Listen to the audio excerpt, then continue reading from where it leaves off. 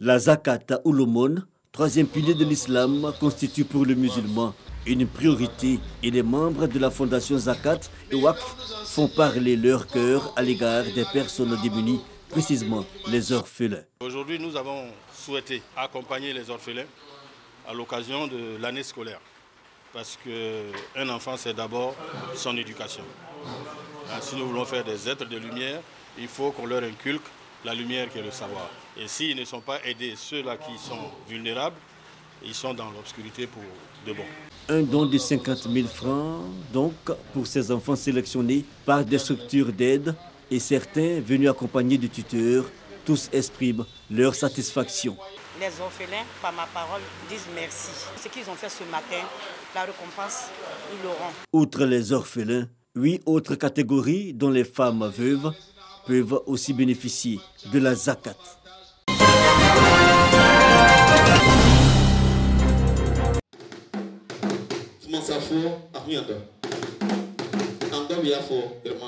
Les tambours annoncent les couleurs de l'Adaye Kessié. Le peuple bron se prépare à vivre le plus grand rassemblement culturel du royaume. Après 31 ans d'interruption, la fondation Adaye Kessié, dirigée par Bini Ouattara Daouda, a réussi le pari de raviver la flamme de cette tradition. Ça attire le tourisme et ça nous permet aussi de développer tout ce qui est économie à travers l'artisanat, les danses, les us et coutumes de la région. Et le royaume, c'est 2 pays, la Côte d'Ivoire et le Ghana.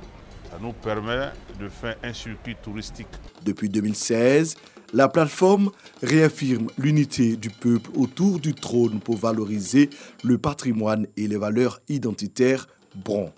Pour cette 6e édition, le ministère de la Culture et de l'Industrie des Arts et du Spectacle, représenté par Paul-Marie Kossonou, reste un des partenaires privilégiés. Le ministère accompagne tout cela au niveau de la caution institutionnelle, c'est-à-dire que nous avons des techniciens maison qui accompagnent cette dynamique, mais nous avons également un soutien financier. Les festivaliers viendront de divers horizons. La France et le Gabon en sont les invités d'honneur. Ce vaillant et historique peuple bron a fait de votre interlocuteur un fils bron. C'est pour moi un devoir d'assister à l'Adaye Kessié. L'Adaye Kessié est un événement culturel et touristique majeur. Il se tient du 26 au 30 octobre 2021 à Tabagne, au nord-est du pays, dans la région du Gontougo. Toutes les 5 provinces, à savoir la Inifie, le Pinango, le Fumassa, l'Angobia et la Kidom, autour du chef, seront là pour célébrer le Nouvel An.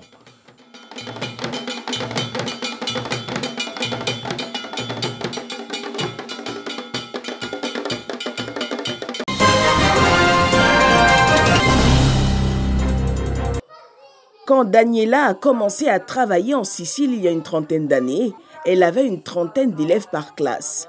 Un chiffre aujourd'hui quasiment divisé par 2 en raison de la chute de la natalité.